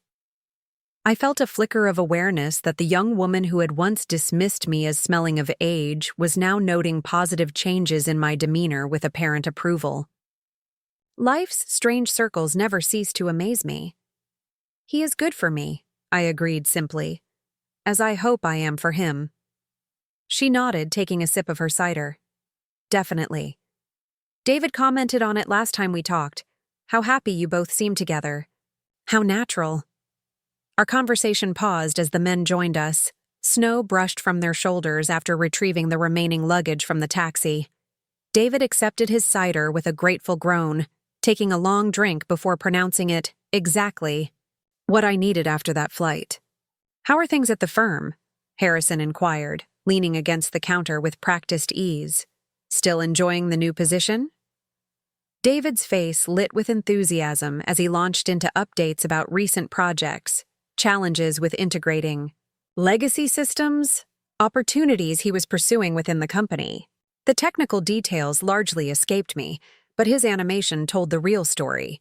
He was thriving, exactly where he needed to be professionally. "And the design work?" I asked Amber. "Has the hotel lobby project progressed?" Pride flickered across her features as she set down her mug. "Actually, it's nearly complete. Installation happens in January."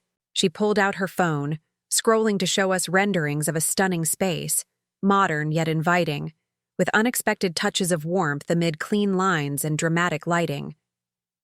"This is exceptional," Harrison commented, examining the images with genuine interest. "The balance between contemporary elements and accessibility is masterfully done." Amber beamed at the specific, thoughtful praise.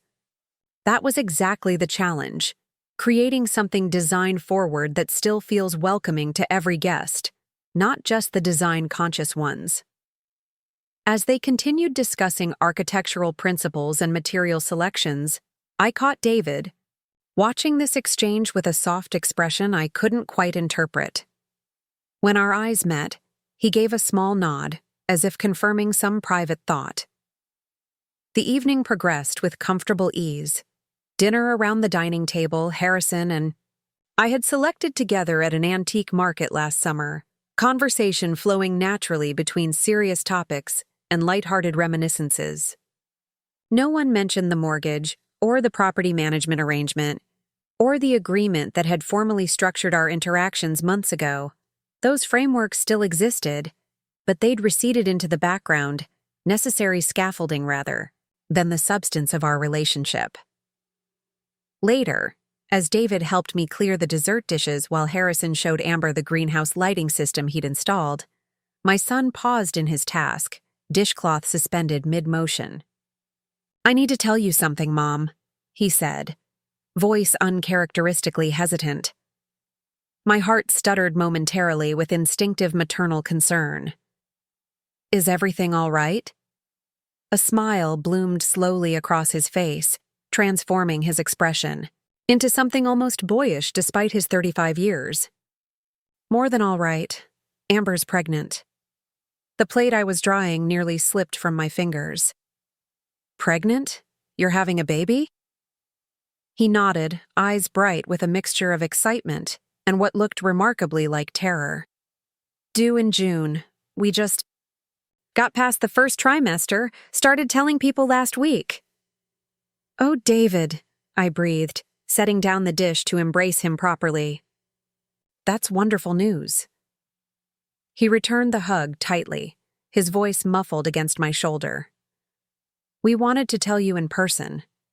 It felt too important for a phone call or video chat." I pulled back to study his face. This man who had once been my tiny infant, now preparing to welcome his own child. "How are you feeling about it?" "Truly?" "Terrified," he admitted immediately. "Excited. Overwhelmed. Sometimes all three within the span of 5 minutes." He ran a hand through his hair in a gesture so familiar it made my heart ache with recognition. I keep thinking about Dad, about things I wish I could ask him. And then I think about how you managed alone after he died. And I feel simultaneously impressed and completely inadequate. The honest vulnerability in his words touched me deeply. Your father would have been over the moon about becoming a grandfather, I said softly. And as for managing alone, you do the best you can with what you have in that moment. That's all anyone can do. Does it ever feel like enough? He asked, genuine question in his eyes. The best you can do? I considered his query seriously, wanting to offer truth rather than platitudes. Sometimes no, I acknowledged. There were nights I lay awake cataloging all the ways I thought I was failing you. Opportunities I couldn't provide, experiences I couldn't offer with just one income, one parent, limited time and energy.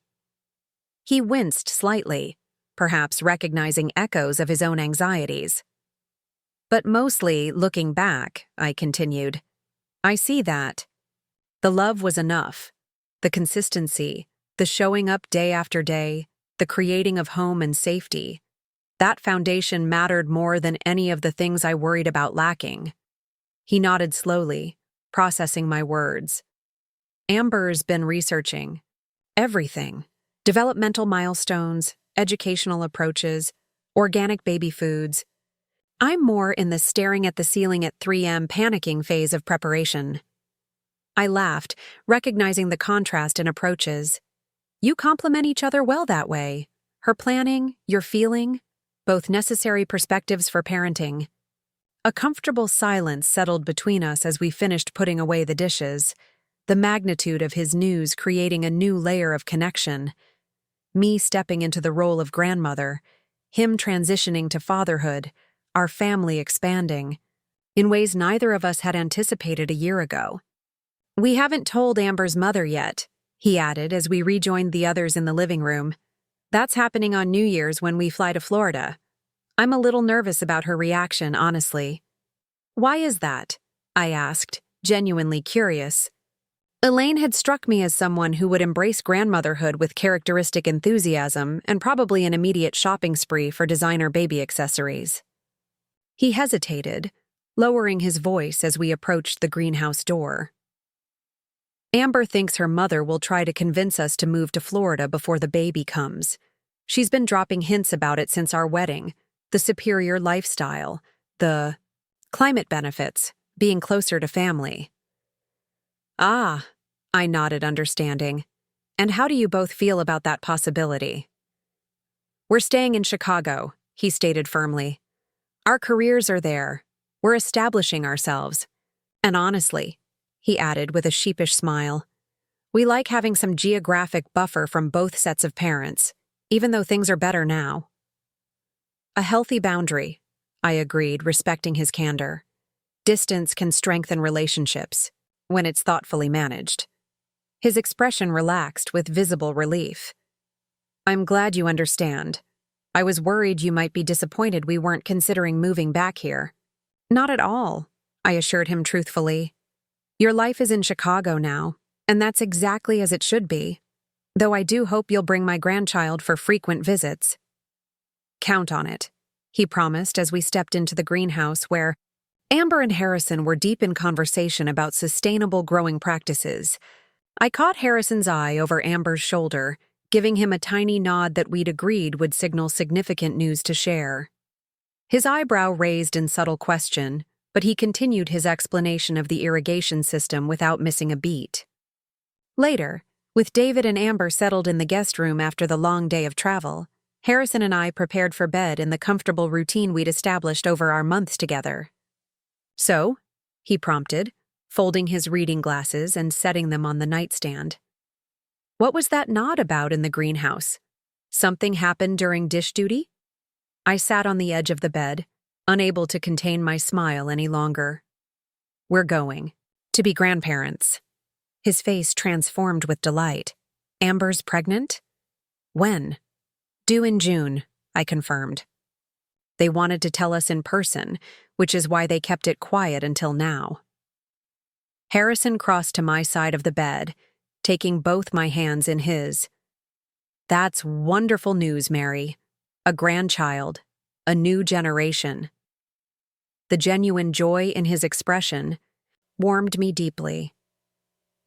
This man who had entered my life unexpectedly late had somehow become integral to every aspect of it, including now the anticipation of a grandchild he would help welcome and nurture. "Does this change our timing?" he asked, after a moment. "For the wedding, I mean. Would you prefer to wait until after the baby arrives?" I considered the question thoughtfully. We had been discussing a spring ceremony, small and intimate, before our Mediterranean adventure. "No," I decided. "I'd still like to marry you in April, as planned, before the cruise, before the baby, just us, making our commitment official, on our own timeline." His smile was tender as he leaned down to kiss me softly. "I like that plan, though it does mean we have another announcement to make tomorrow." "Christmas presents first," I reminded him. "Then baby news from them.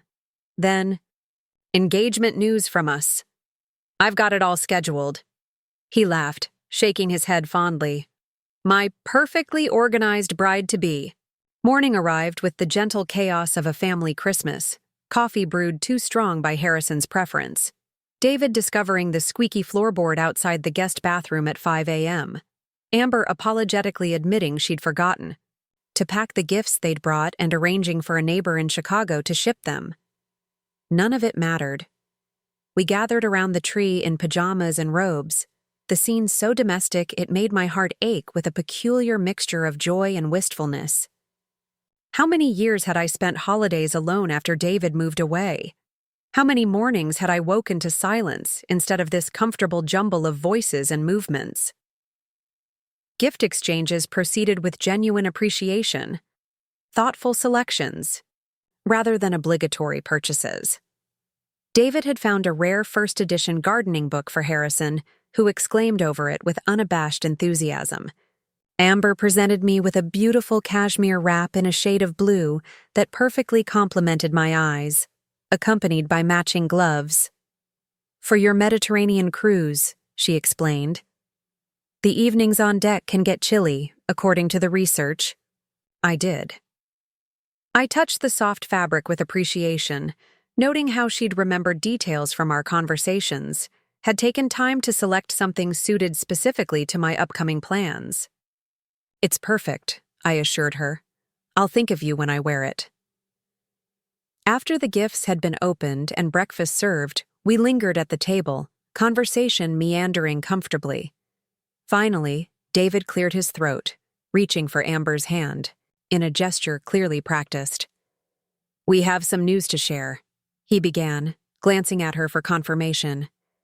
I arranged my features into what I hoped was an expression of expectant curiosity rather than the knowing anticipation I felt. "We're having a baby," Amber announced, her free hand moving instinctively to rest on her still flat stomach. "Due in June." Harrison and I exchanged a momentary glance before erupting into appropriate exclamations of surprise and delight, asking all the expected questions about due dates and symptoms and preparations. "Have you thought about names yet?" Harrison inquired, refilling coffee cups around the table. "We're considering family names," David replied. "If it's a boy, maybe Thomas after Dad." The simple statement caught me completely off guard. My late husband's name had rarely passed David's lips in the decades since his death. The loss too profound, the grief too complex for casual references. Now he spoke of honoring that connection, passing it to a new generation.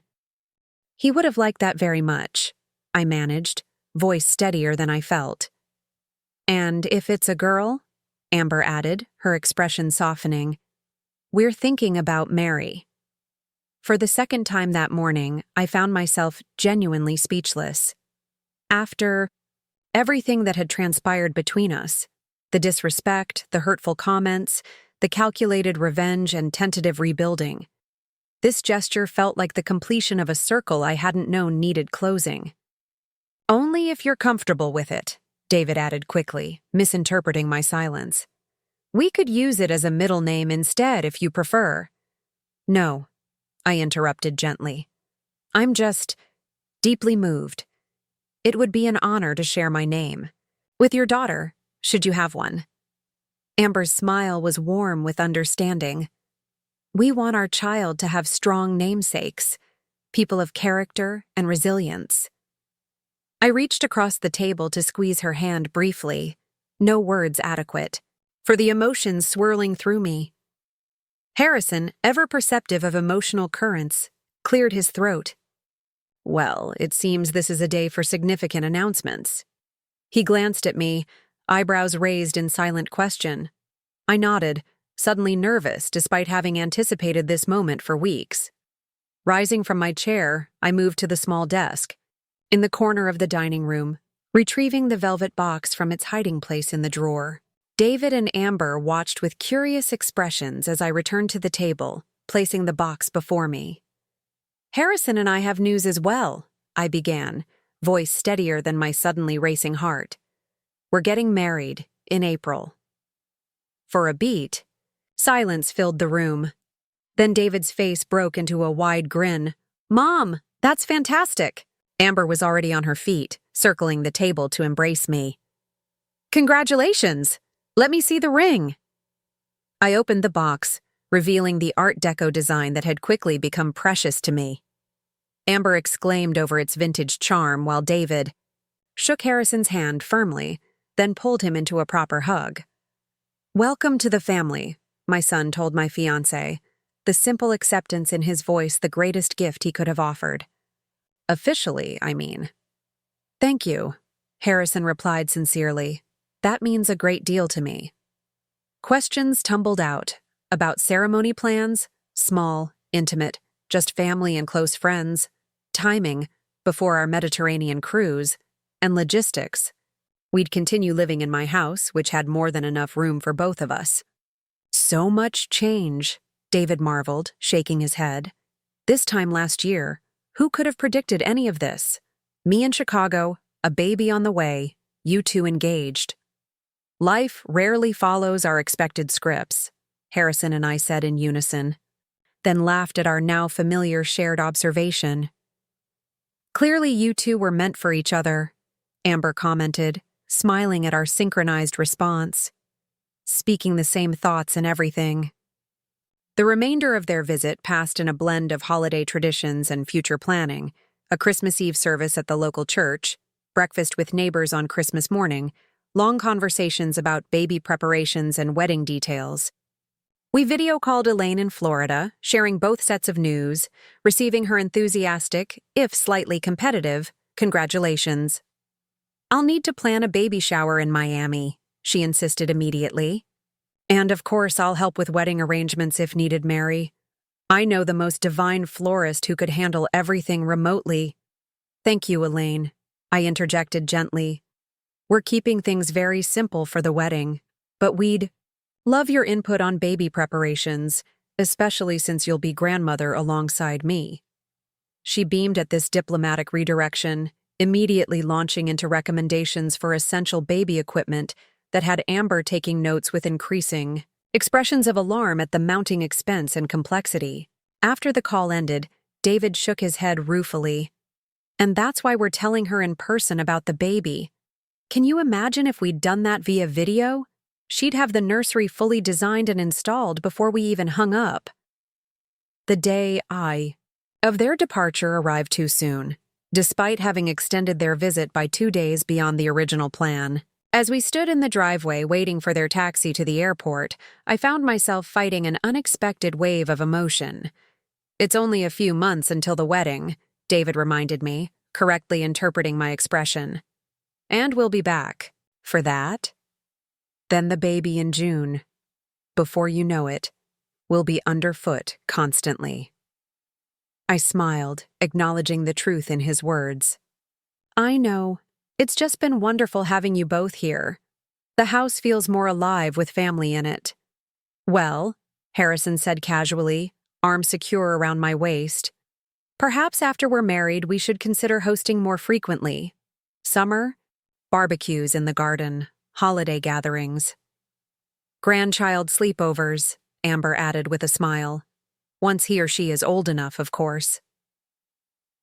The taxi appeared at the end of our street, signaling the imminent conclusion of this visit, but also, I realized, the continuation of something more enduring. Not an ending, but a transition. A shifting of roles and relationships into new configurations that somehow honored the past while creating space for future growth. Hugs were exchanged with genuine warmth, promises made for regular video calls, and updates on both baby development and wedding preparations. As the taxi pulled away, David's hand waving from the back window, I leaned into Harrison's solid presence beside me. "They'll be back before we know it," he assured me, pressing a kiss to my temple. "I know," I agreed, turning toward our home, home, with evidence of our shared life visible in every room.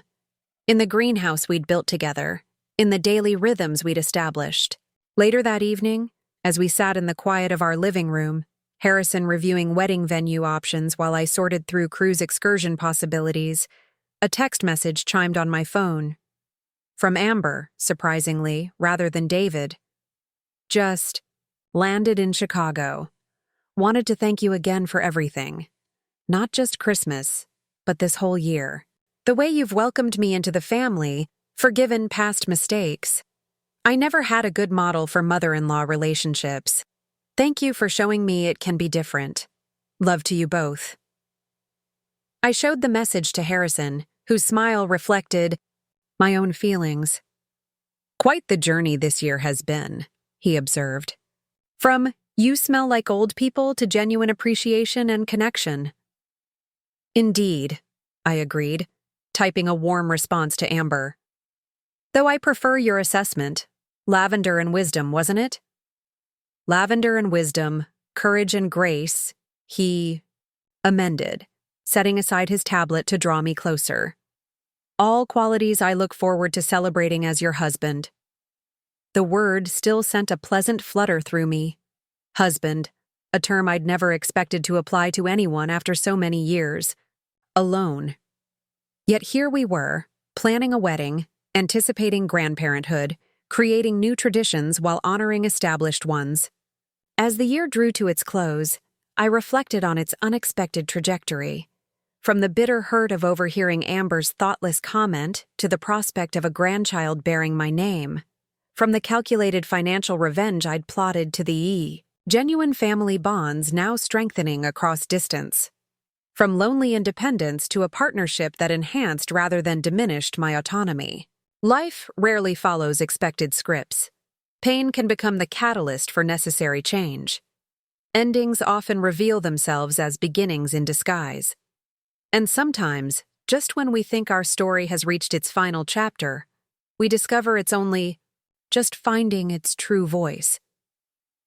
"Penny for your thoughts," Harrison murmured, noting my contemplative expression.